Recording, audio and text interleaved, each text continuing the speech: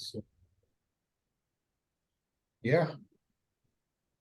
So, good morning, everyone, and welcome to this morning session with Smriti.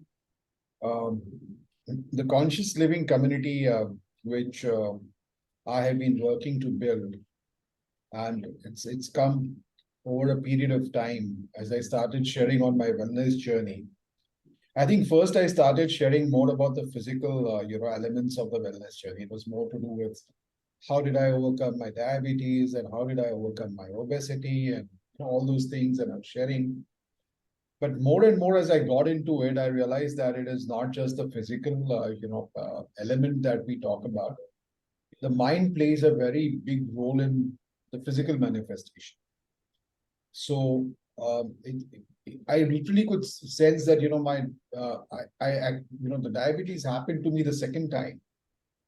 Um, it was because I went through a traumatic phase in my life. So literally after that, I started, having issues, and then it went on to.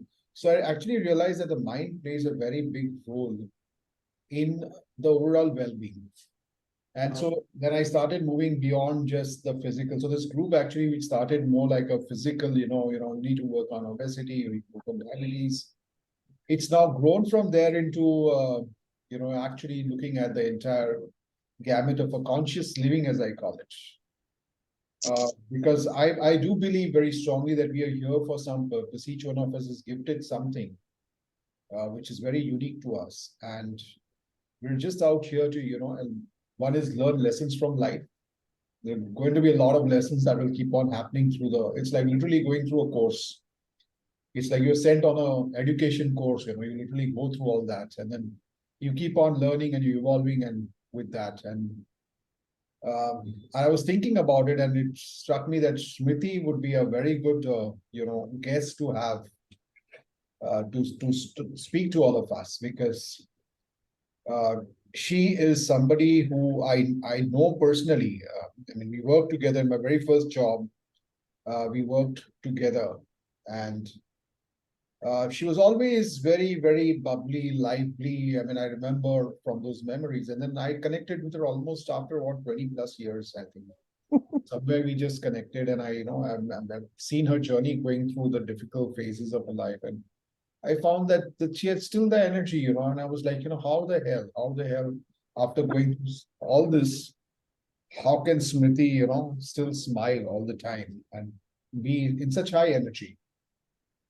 And I think it's important, the part of that, all of us, when we are working on this conscious living kind of a journey, we're not just dealing with diabetes and obesity and medicines, and these are all physical elements of things that we are dealing with. But as I said, it's now, to me, the calling has come that this is more than just the physical element, it's a conscious living that we're all on that journey. And today we're going to have a tremendously beautiful discussion with Smriti. And I think from what I know of Smriti, this is going to be a life-changing conversation. I already have this kind of as Smriti was saying, you create something.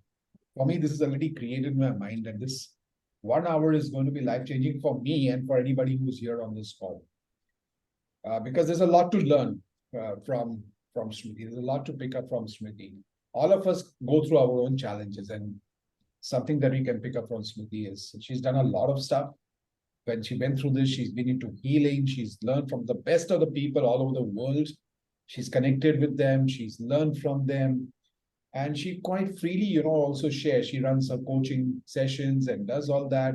And while she is here today, she was just going through chemotherapy this week. Guys, yes, we say we have difficult times and, we want to take a break. And just this week, she was going through chemotherapy, and she's here, and she's, in this session right now. So there is no better testimony needed of somebody that, it's all here. That's what Smriti, Smriti, I've said a few things, and we'll start with the questions. Thank you, Sanjay. First of all, really so grateful to be here with you. Thank you for inviting me and having me here on board. And I admire your journey, and it's not easy for people to be able to change scenarios at a physical level. It requires a lot of determination and a commitment to your well-being, and that's something that you have done, which is so inspirational. And not only that, you've taken your own journey, your own story, your own experience, and you've created this beautiful community. And that is so amazing. And I'm so grateful that I get to interact with this amazing community that you have, created. So thank you, everybody, for being here. It's a Sunday morning, and you could be anywhere else except here, but you are here. And I think that speaks to your commitment to learn, to grow, to know more, and to be more. So really, thank you for this opportunity. So I'll start right there. Yeah. Smriti, I've just shared with everybody your journey, and that with everyone that you're still going through this process of cancer, which has reoccurred the second time, and you're going through your chemotherapy sessions. Actually, not the second time. Let me correct you. Okay. There's been multiple recurrences. Oh. Yeah. Starting in 2012 with breast cancer, and then in 2019 with, all over the stomach, with having had to give up, the uterus, ovaries, spleen, gallbladder, appendix. Couple of them, of course, you don't need it, but things like spleen and gallbladder, all that.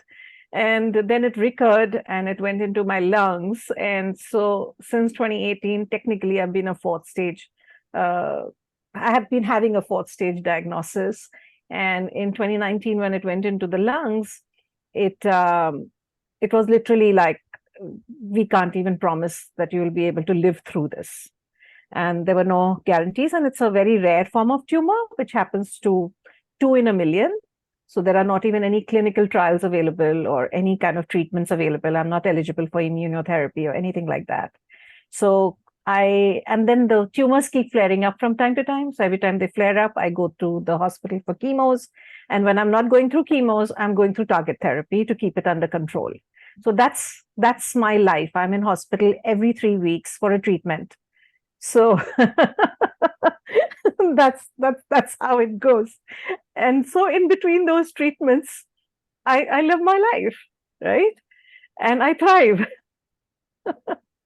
So currently I'm undergoing target therapy. Chemos have just recently been stopped, and that's where I am. So yeah, multiple recurrences, and it's always like a sword hanging on top of your head as to when they will stop responding to the medicines and they'll flare up again. So yeah, that's what it is.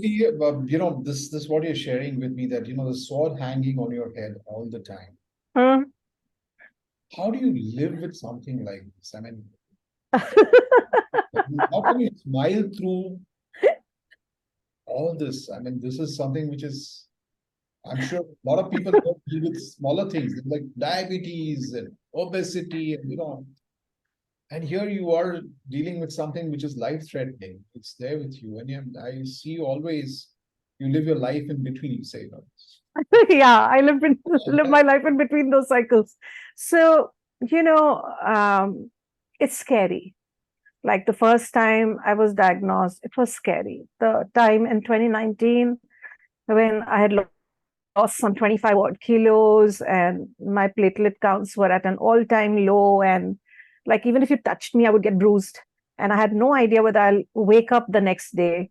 It is scary because who's not scared of death, right?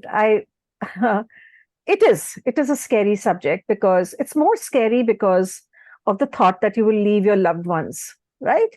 And but thankfully for me, I've also been a Buddhist practitioner for over 18 years. And if there's one thing that I understood was that everything is transient, right? Not just life, but even other things, happiness, money, relationships, everything has a cycle and everything has a transient nature. And so I really prayed to have that courage, if I may say, to be able to embrace death if I have to, knowing that life is not just this in this body. Life is actually eternal. So we are beings who have been existing from time without beginning. And this is one of my, like let's say if life and death were day and night, this is my day. And then when I'm done at the end of the day, when I'm done with my day and I'm tired and I need to rest, I will go to sleep, which means I will die. And yes, I will leave, people behind. I will leave all that love behind. But as a soul, my journey will only keep moving forward. So initially it was theory, but as I really prayed to really understand the nature of life and nature of death as to what it's all about, by and by that fear went away. And what came in instead was, because I've lost both my parents to cancer, and I've seen them, like I've literally been holding their hands as they passed away in front of my eyes. And so I understand that death can happen to any of us any moment. So one thing that I've learned out of it is to, like let's say you're having a beautiful, yummy drink, how you want to suck the last sip out of that glass.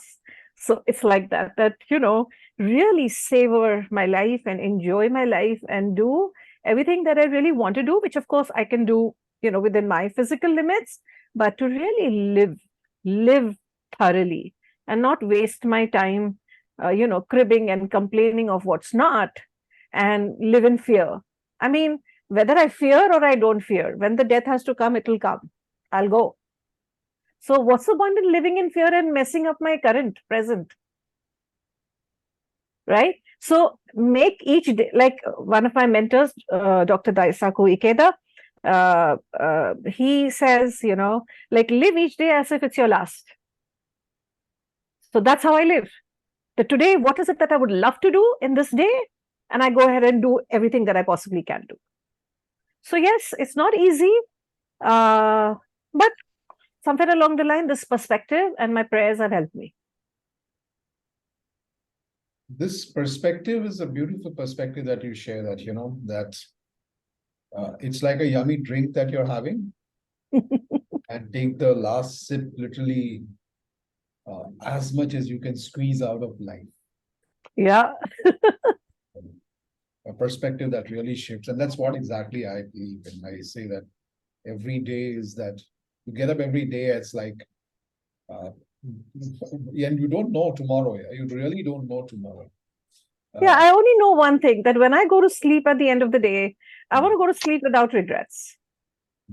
That's my daily, aim, that I did the best that I could. I lived the best that I could. And I'm not saying that every day is a fantastic day. There are days when, there are other things that are happening which are like not so pleasant, but yet at the end of the day, I should feel good that I did well. Wow.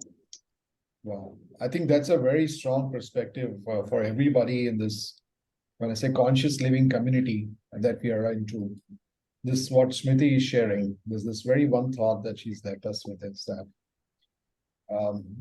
I don't want to go with regrets. So, we keep on, this is a problem, that's a problem, and we just get so focused and lose so much of time with that we're dealing with that problem. We just losing that life. We've lost that. So Smriti, I've written this article about one Mr. Keki. I don't know whether you've read that article. Yes, I remember reading it. And his philosophy. Similar philosophy. Similar philosophy. He said, "Sochne ka nahi." He said, the only thing that he has lived by is sochne ka nahi. जो भी हो रहा है वो हो रहा है ना, तो क्या कर सकते हैं उसमें? So he doesn't think. And he enjoys his coffee at 91. He comes walking into Starbucks and he walks with a stick. He's the only guy who comes like that, and every morning he'll travel to that place. He'll come and have his coffee, coffee अच्छी तरह से पीने का. Bilkul. Every minute when compiled together makes an hour. A few hours put together make your day, right? So if you are going to live with presence and making each moment count, yeah. And I'm not saying that we are like 100% perfect at it, but the more you live in the present, and the more you make each moment beautiful for yourself, you'll create a few beautiful hours. And then you will create few beautiful days, and then beautiful days will become months, months will become years. And at the end of the day, when you are on that last breath, you can say, hey, I lived a beautiful life. Yeah, that's a very powerful and beautiful perspective that you've shared. Smriti, tell me now, going back, what was your lowest moment where you felt that, what the hell? I mean, were there moments in your life was there something which was the lowest place for all that? Many, many. But I will tell you three defining moments. One moment, which was one of my biggest lows in life, is that moment when my dad said, well, there were more, but I will tell you a few, the ones that pivoted, where I pivoted. Okay. So there was this moment when this was like many, many years ago, and I had my own ideas about how I want to live my life. And they were not in harmony with my dad's idea for my life. And I had already chucked up a corporate career, and I really didn't have anything going on in my life, but I knew what I wanted to do something. And so my dad said, my way or the highway, and I took the highway. And in that moment, I was so scared. I had no money. I had no house. I didn't know where I'm going to bring my next meal from. But yet, I knew that I want to live life on my terms, even if it turns out to be a mistake in the long run. But I want to live my life on my own terms. I want to experiment with my life. And so, completely afraid, I took that step. Okay. And I chose to walk out.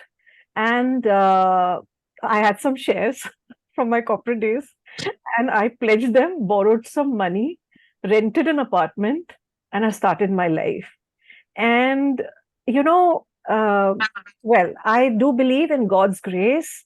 I do believe that God, when I say God, the grand overall design has the full picture of what I came here for as a soul and how I came here to grow. So it's constantly guiding us, right? So work came in, I became the relocation consultant, and then, did like a whole lot of work, and I went on to create two businesses. So there was that moment when I felt so rejected by my family, and it was a very, very low moment for me. Another moment was after that, I got into some relationships, and they were not really the nicest relationships. And there was this moment when I was physically, mentally, and emotionally broken. And I felt like a piece of, shit, like worthless. And that's the moment, was such a low moment. It was one of my very dark moments when, I was completely shattered. And I said, you know what? I may be bad, but I'm not so bad. Okay. And that was my defining moment when I said, no more abusive relationships. I'm changing what's going on for me. So, monetary wise, I had already changed my life. I had my own apartment by then, and my two businesses, car, and everything that I could walk into a store, buy things without having to look at the price label. And then this defining moment where I knew that I was in the pits as far as relationships were concerned, and I wanted to change that. And it took me like about 8 odd years, and I changed every relationship in my life, including my relationship with my dad and my family. And I enjoy beautiful, loving relationships today. Okay. And I think the third very low moment was in 2019, when I literally did not see a future, as in I had no hope whether I will survive another day. And you know leaving the thought of leaving a little child behind, who was just turning 13, was not a nice place to be. And yeah, so these were my low moments, but each time i I have pivoted, and I have said, okay, whatever it is, um, I'm going to face this, and I'm going to turn this around. Such an amazing, inspiring, thoughts that you have shared.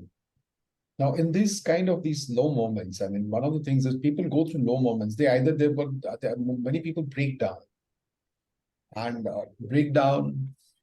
And you have been through some really very dark, I mean, what you have shared out here. Very dark.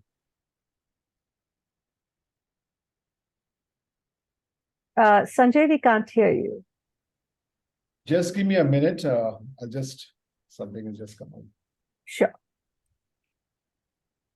So, big hello to everybody who's joined in after the conversation has started. So happy to have you all here.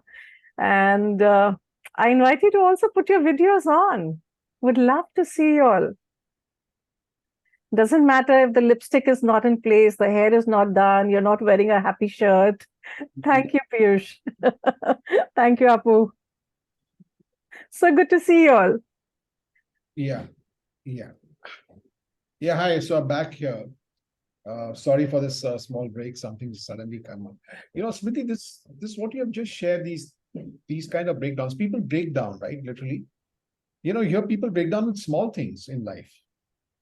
I got diabetes, मेरा diabetes नहीं जा रहा है, obesity है मेरे को, I'm dealing with this, what medicine to take, and all. You've dealt with something really, very challenging. Yeah. How would you tell somebody? And there are people who are really down into dumps, and they land up with depression, they land up with anxiety, they land up with a lot of mental issues to deal with all those kind of, those moments seem so dark that it looks like you said, आगे कुछ दिख नहीं रहा है. You Yeah. literally feel that the ground below your feet is just taken away. There are Yeah. those kind of moments in life. There are some small moments, things that we worry about, and there are some really big things that happen in your life. Tell me, what was it that you, from your learning that has happened all this time, all these situations that you faced, what was that? What are those learnings that help you to get out, which you can share with people who are down there, who are down in dumps, who are actually going through some really tough times in life? What are those few things that you have learned that you could want to share with people who are down? Sure. Thank you. And, Sanjay, I completely relate with what you're saying. Like, even I was there at one point of time, right? Things are going wrong. I'm making a very big deal about it. I'm cribbing, complaining, whining. I've been in depression. There have been times when I wanted to kill myself and, literally living like a victim. Now, over and when that one day when I said, you know what, I may be bad but I'm not so bad, that's when actually my journey truly began, where I started seeking answers as to how do we create life. And over a period of time, when the cancer thing came in later, I also recognized the mind body spirit connection. So up until now I was not aware of it, but when I was ill and I started seeking help, I got this understanding that what happens at our physical level, in physical reality, whether it's illness, whether it's breakdown of relationships, whether it's not having enough money or struggling for money, all of this is a representation of what's within us, as to what I think, what I believe, and what I put my attention on. So like you said, I've trained with amazing trainers around the world, and this is what I've learned, and this is how I live today, and that's what I will share with all of you who are looking for any insights. And I'm sure you know it, and some of you may be applying it, but some of you may know it and not applying it. Application is the key, though. So the prime thing is that who am I? I am an extension of that one energy that is a source of every creation in this universe. So, first of all, to recognize that I am not some teeny weeny idly piddly, being. I'm somebody who is a child of that or who is a creation of that energy that knows how to create the sun and the moon and the mountains and the stars and the galaxies and you know butterflies and bees in every form possible that we are not even aware of. So first of all, that's who I truly am, and by virtue of that, there is a power within me and there is a divine intelligence within me that is breathing me, that is flowing through me and as me. So everything that is that all that the divine intelligence wants is to express itself through us and as us, right? So it wants to take on the form of a personal gym, if that's your desire, right? So it puts dreams in our hearts, it puts longings in our hearts, it puts, we have discontent, which is basically our GPS towards what we came here for. So all of us came here to be something, to be a certain expression which is unique to each and every one of us. So by the virtue of that power, that intelligence breathing me, I am bigger than any condition and any circumstance that I'm facing. That is the first thing that I always remember in the face of any disastrous thing happening. Number one, that I am bigger than my conditions and circumstances. Number two is that I am the creator of my life. Nothing in my life is happening because of somebody else. Oh, he did this, she did that, that's why my life is a mess. Our government is like this, that's why my life is a mess. The weather is like this, that's why my life is a mess. No, I am whole and soul the creator of my life.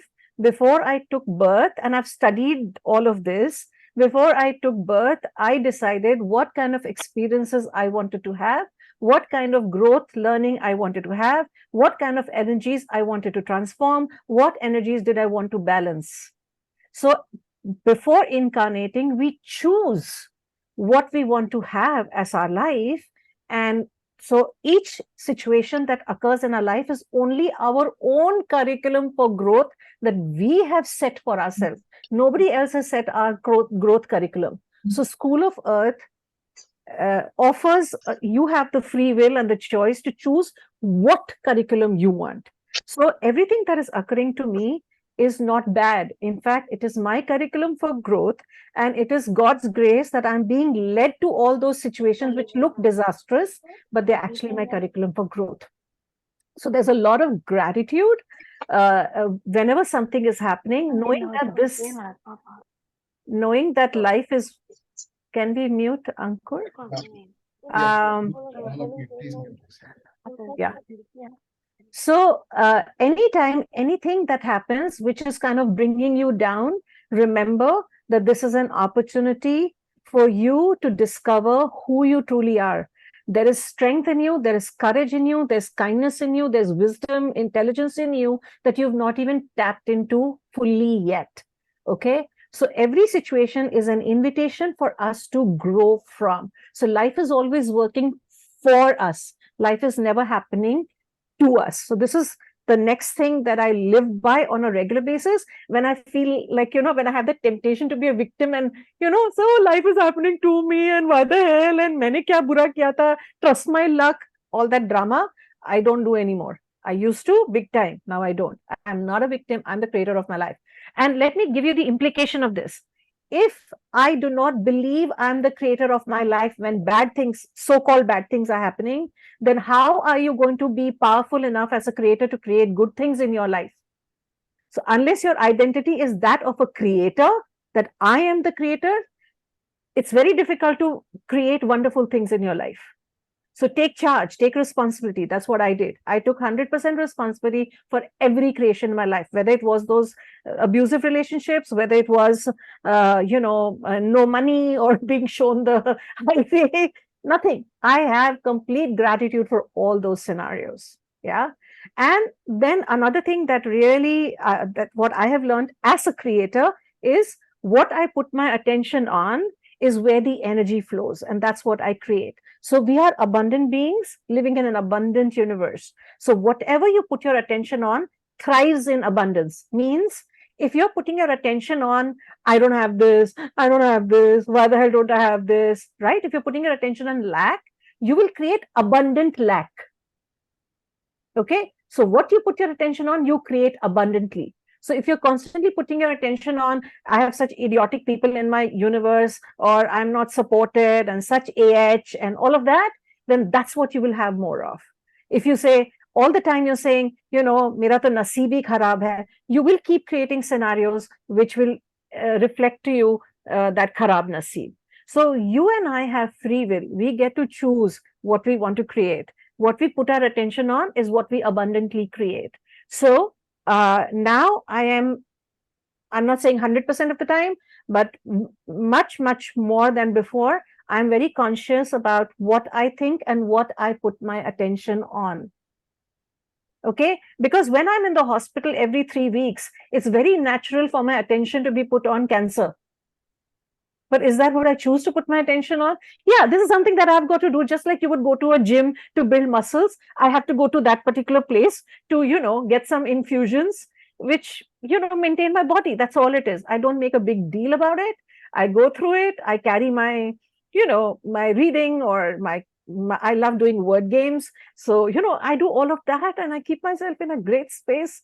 And I finish the treatment. I laugh, joke with my sister, my nurses, and I come back, so as much as I can. And yet, when I go for a scan and the results, whatever they are, this tumor is shrunk, but this tumor is not shrunk or whatever, in that moment, there is that few minutes where my attention kind of deviates and I'm, building that muscle that to embrace that with grace. And when very recently I did that, I think you want miraculously things to vanish, right? And the treatments to stop, but that's not so. And there was that momentary 2 minutes. I didn't wallow in it for a long time. 2 minutes, I was like, okay, never mind. Thy will be done. I know that whatever is occurring is in divine order.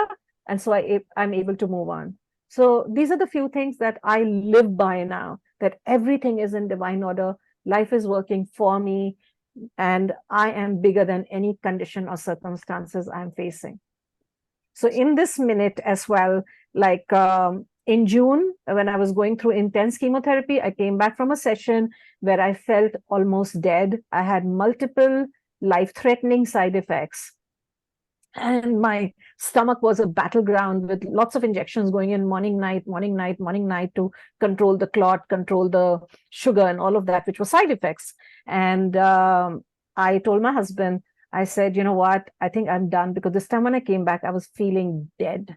And I said, I can't continue with chemos and I'm done with this. And this is how I'm going to now, I want to live. And from that moment, I've been building up my strength, stamina. I'm up to 1 hour of swimming. I'm up to 40 minutes of strength training, 30 minutes of walking, which is something I do like at least 5 days a week. I'm committed to, building my immunity. So yeah, the sword hangs, but I'm bigger than my condition. I'm not going to let my condition decide how I live. I'm going to tell my condition how I am going to live. Beautiful. Beautiful. And I think that's a very powerful share that you have done, Smriti. I think for all of us, I mean, to do this kind of effort, to swimming, that exercising, taking charge of things. Absolutely, absolutely. I think this is amazing thing for each one of us to, pick up. That we get so bogged down, array diabetes hai, obesity hai, mere ko ye problem hai. Smriti is telling us, that, itna kuch bhi hota hai. I mean, I am responsible here. I take charge of it. I think that's a very fantastic, if we just pick up that one thing and take back, such a powerful thing that we can take charge of things, rather than letting circumstances take charge of our life. Yeah, Sanjay, there's actually Piyush asking, how does one focus on these in the moment over and over again till it starts to become a habit? So, there's a tool, Piyush, I share with my coaching clients. Notice what you are noticing, okay? I cannot get into your head and think for you. I may influence you, but ultimately your thought is your thought. So you have to start owning your thoughts and know that I'm the one who thinks. So start noticing. The moment you notice that I am thinking a negative thought, yeah? When I say negative, means it's a disempowering thought. It's not going to create anything wonderful for me. Immediately stop, yeah? Pause and let that thought know, okay, thank you, but that's not true. I'm a child of God, or I'm a child of the universe. I'm bigger than what is going on in my life. And there's always a way out of this. So the moment you notice, pause. If you want, take a few deep breaths. All right. Bring yourself back into balance and interrupt that thought. So if you study Dr. Joe Dispenza's work, or in fact, many people, but he explains the science behind it. Every time we think, we fire and wire certain neurons, right? Now, when you wire them continuously, you create a circuitry. So just like you created that habit of negative thinking, you can create a habit of empowered thinking. But when you stop a thought, you have to also replace it with an empowering thought. So in that moment, so what I invite you to do is create a power bank, like how you have a power bank for your phone, create a power bank of thoughts. What are the thoughts that you're going to interrupt your disempowering thought with? So, like, I am bigger. There's a power within me, or there's an intelligence within me which knows how to create anything that I desire. Or I am bigger than my conditions and circumstances. Yeah. So replace it, replace it, replace it. And the more you will replace it, the more the new circuitry will get created. And then it will become very easy for you. So, like I said, the other day I had gone, that was like the Friday before, and I had gone for the scan. And there was this moment where, oh, I wanted a miracle. Why hasn't the miracle happened? But I knew, no, everything that is happening in divine order. And life is working for me, happening for me, not happening to me. So this also has its own place, and I can grow from this. That's it. So immediately, and I breathe. So there's a very beautiful breath that you can do, which is like, breathe in through your nose and breathe out through your mouth as if you're blowing out through a straw. So what happens is when we get stressed because we're thinking a negative thought, this kind of brings us back into the parasympathetic nervous system. So yeah, you may have noticed it when I finished talking about my lows in life. I had taken that breath because it had taken me back to a different, chemical production system, in my body, because I was talking about that, and I knew that that's not really good for me. So I immediately took that breath and I brought myself back into the present, and back to good stuff. So that's how you can do it. And just, before I open up to the audience, one final question, and that's if you had to leave a message for people, there's one message that Smriti has to share with people and which needs to spread in the world, what would be that one message that you would want to share with everyone from your life, from your learnings? From my learnings, well, life is transient. Live to the hilt. Do what you love. Don't wait. Yeah, do what you love. I know we've got to do a lot of things that are important, right? From the perspective of day-to-day living. But don't forget to make time for fun, for laughter, for doing things that you really love. Even if it's like 10 minutes a day, listen to that music if you love it. Do 10 strokes of paint or coloring if that's what you love. Go for that little run or that walk or that jog, whatever it is that you love. Make time to do things that you love. And you are love originally. So bring love to every area of your life. The root of every problem is lack of, that energy flowing, that love flowing. And we are love. That's what our source is, unconditional love.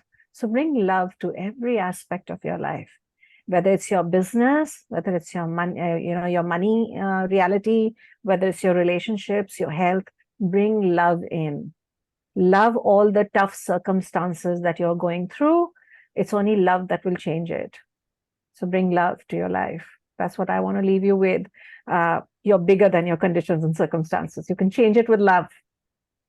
Beautiful. I think that's a very powerful thought to leave with. Now I'll just open up to everyone because we are here. Everyone has a chance to have a conversation. Questions that you would want to ask Smriti. And I want to say thank you. Yeah, thank you, Manoj and Chandar and Rajesh and Abhiram and Ajay and Piyush. Thank you all for your beautiful comments. People can start their cameras now, because we see some faces. So if anybody wants to throw up now, let's have a just a conversation. Anybody wants to ask something? I love that orange, Manoj. How did you feel about this? Sharing that? Do you agree with what she's saying? Or whatever. Yeah, please go. Who wants to? Yeah. Abhiram is mentioning, you mentioned Dr. Joe Dispenza. Could you please recommend people and books that have helped you to go deep into these subjects? Sure. So Dr. Joe Dispenza has written a book called Becoming Supernatural. And that's a book I highly recommend. That kind of literally shifted my perspective about my health in 2019 when I had no hope. And I started doing one of his meditations called Time and Space Meditation, which is explained in that book. And that really changed my life. Of course, since then, he's come out with some amazing stuff. But yeah, his Becoming Supernatural is a fantastic book, a must read. In fact, I'm concluding a book study on that with a group of people who've been studying it with me for the last few months. Another book that I would recommend is Your Soul's Plan by Robert Schwartz. It was part of my curriculum when I was training as a radical forgiveness coach and currently training as a radical living master coach. So it's part of my curriculum, and that book is a game changer. It talks about it talks about 8 cases and how, like, the challenging situations they had in their life when they kind of got a medium to channel their pre-birthing plan, how it shows that how we choose every scenario and the growth that we chose from those scenarios. So it's a very beautiful insight as to how life is not happening to us. It's our choice as a creator. Could we have the title again? Sure. Becoming Supernatural with Dr. Joe Dispenza. And Your Soul's Plan by Robert Schwartz. Great. Anyone else has a question? And before somebody asks you, I've got one more thing, Smriti that I had seen when we were working together. And Smriti, there are some things are common, some things haven't changed. But there are some things which have changed. You were a corporate, a go-getter. I remember that, that attitude of, has something shifted there? I mean, is the Smriti big time. And Smriti of now? What? Big time. I was very competitive, and I also functioned from a lot of lack earlier. Okay. And that's where competition comes from, lack. Yeah. And I think I was very rude as a person. I mean, not always, but yeah, I think I was quite rude as a person. Yeah. And I was very tough, obviously, because my circumstances were such. I kind of became very tough and pretty harsh in many ways, and very tough on my own self as well. Okay. And I harbored like a whole lot of resentments, etc. I would never forget what you did to me or what you said to me, because I believed everything was done to me. Remember? Now, what has changed is that I recognize oneness. I'm not saying I'm living as oneness 100% of the time, but I truly have deepest appreciation for everybody's journey. And I don't have judgments of what people are doing, saying, being. And my practice has become love. As in, I have learned to, I know that I was always a very loving person, very kind person, but it was, clamped down upon. But now I've gone back to being loving, being kind. I'm not saying I don't get irritated or I don't lose my head, but it's very rare. So I love. And a lot of things don't mean anything to me anymore. Like, I do work, and not that I don't need to support my living, and not that I don't charge. I charge well, in fact. My programs, while I have low ticket programs, I have high ticket programs as well, because I know what I deliver is fantastic, and it's worth more. So I do work, but I work from the place of service. Like, I know that I have been given all these challenges so that through these challenges, I can serve humanity. So today, my attitude is not competition. My attitude is not chase money anymore. My attitude is, I want to live my life bringing love, because that's who I am. If I have brought love to people through all the various things that I do, I have lived a full life. For me, if I can love, I am successful. Now, money is a byproduct. Money comes, money follows, because money goes where there is joy, where there is love. And when you are serving humanity, universe ensures that you are taken care of. So that greed has gone out. If I'm still a little greedy, it may be in terms of some food items, but otherwise, I'm And so there's a lot of softness that has come in. The whole way of looking at life has shifted. Life has deep meaning and purpose for me. There's more gratitude in my world today. And more important, I'm choosing to be happy and joyful and making time for doing fun stuff, which I never had the time for before because I was chasing money. Absolutely. That's such a beautiful thought that you're. I think this is something that I also keep on speaking about and writing about to everyone, that it's not like I found this in my entrepreneurial journey, Smriti, that when I got out from the corporate world myself, to start my own stuff at the age of 50, um, what I was chasing was this, because there's some kind of I had everything in life, sab kuch tha, but kuch missing tha. Ah, And that piece that was missing was uh, that I was not chasing my dream. I was just yeah. living the society's dream of what it should be, and today But things. let me tell you something about dreams. Sanjay, I'm going to interrupt you here. I'm sorry. But let me tell you something about dreams.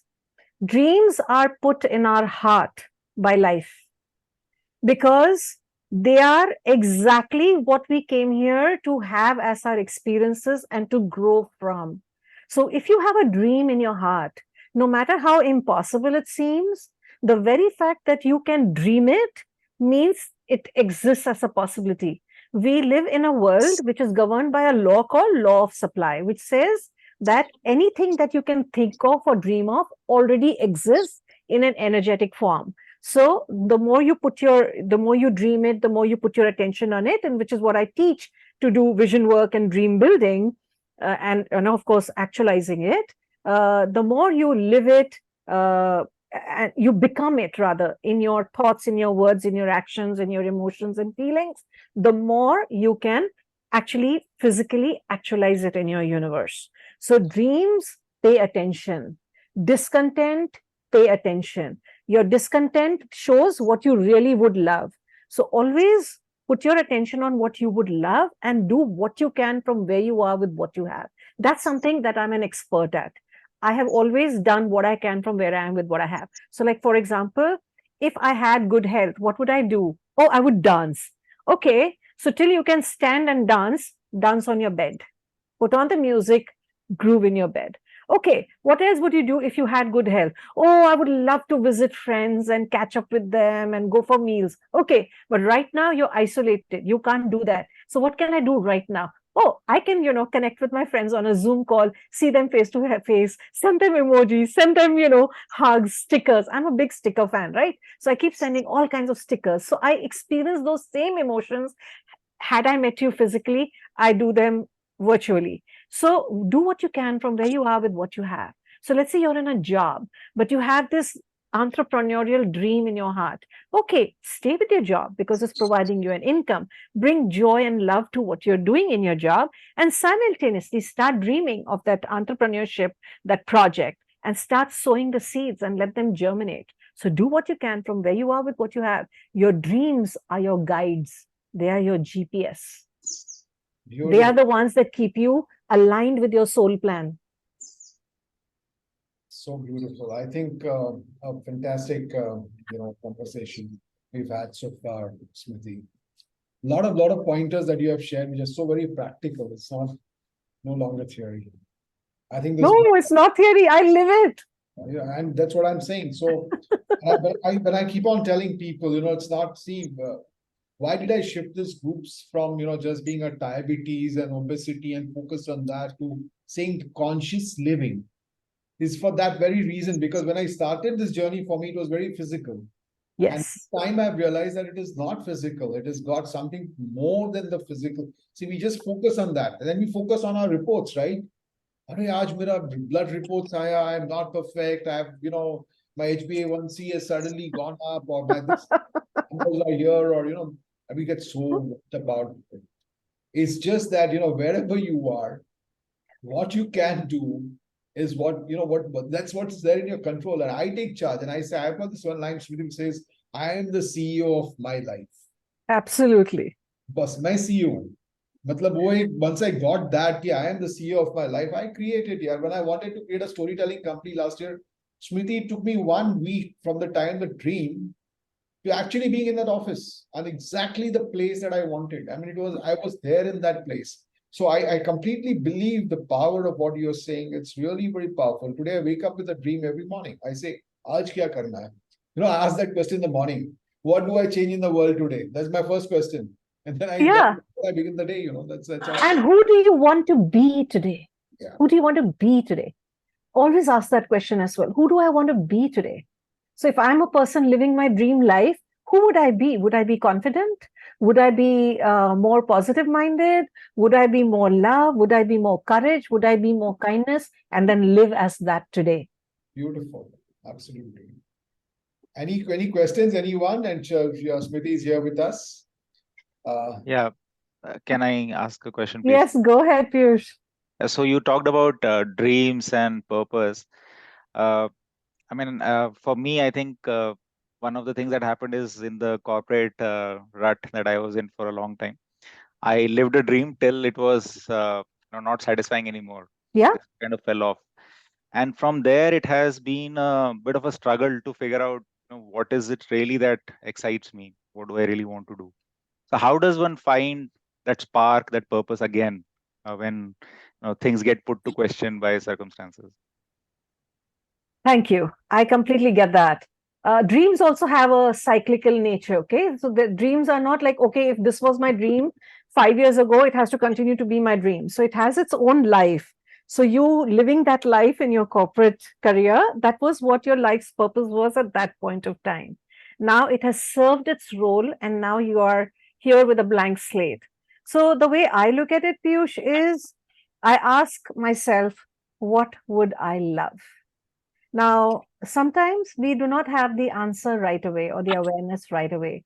But if you keep asking and if you keep observing, like if you maintain a journal, for example, anything that made you happy today, make a note. Like, let's say you love having conversations and you're a great conversationalist, right?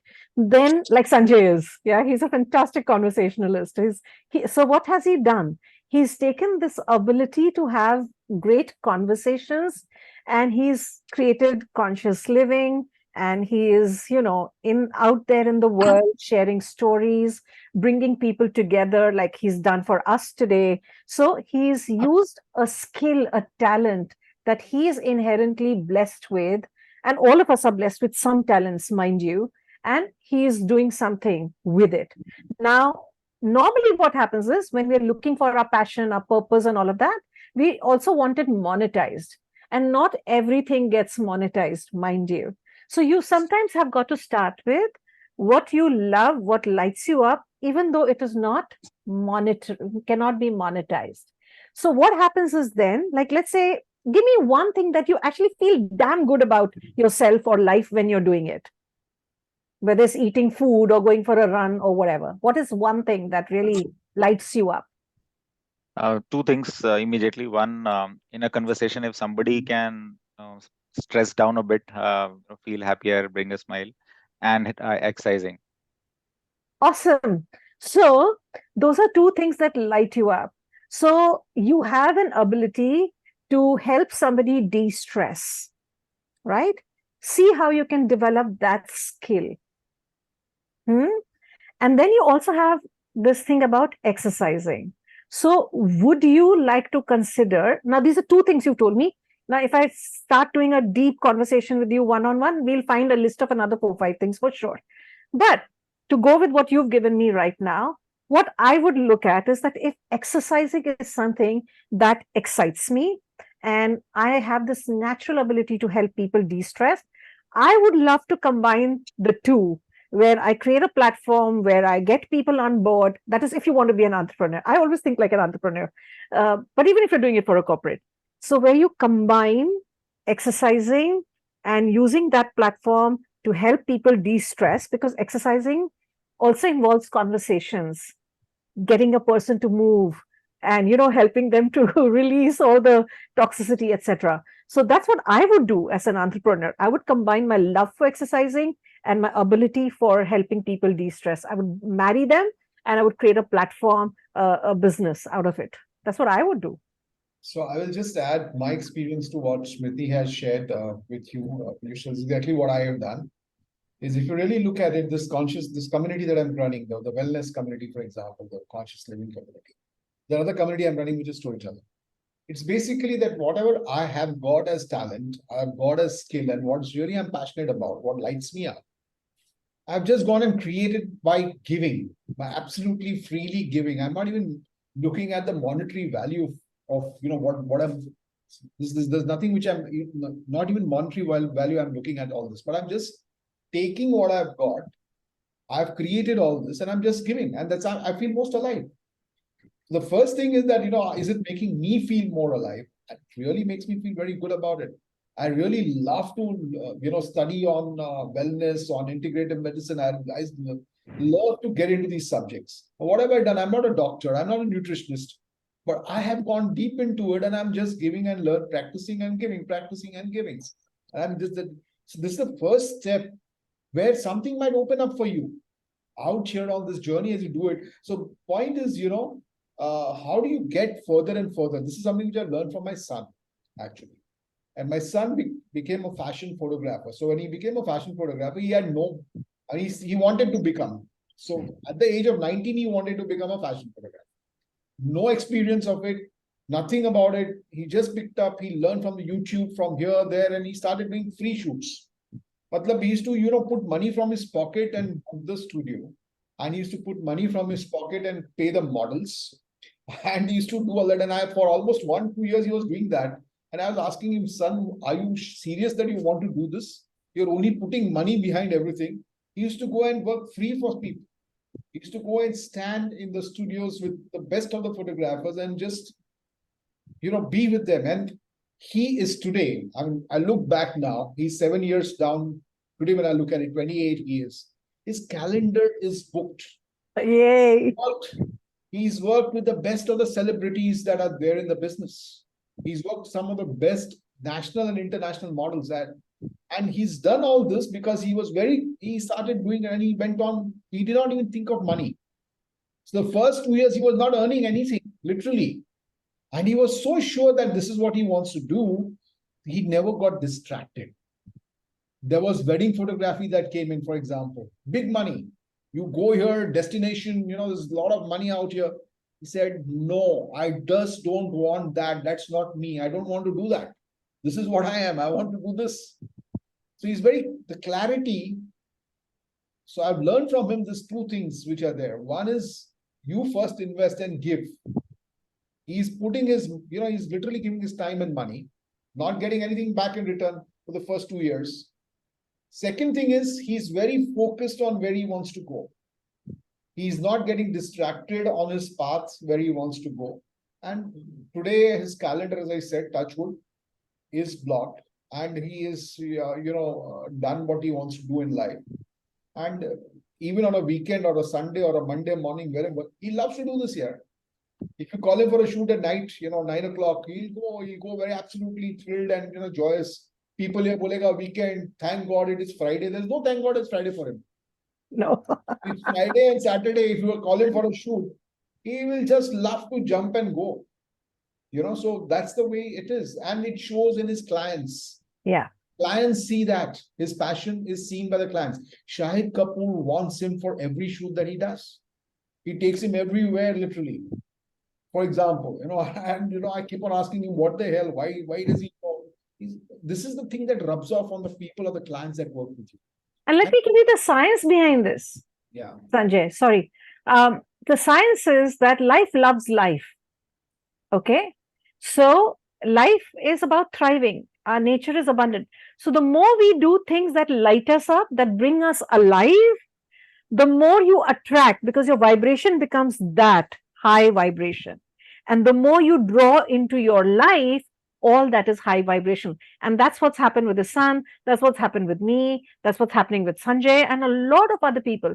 So the more we we invest our time, effort, energy in doing things that we love, because they light us up, they raise our vibration, we become very strong magnetic fields.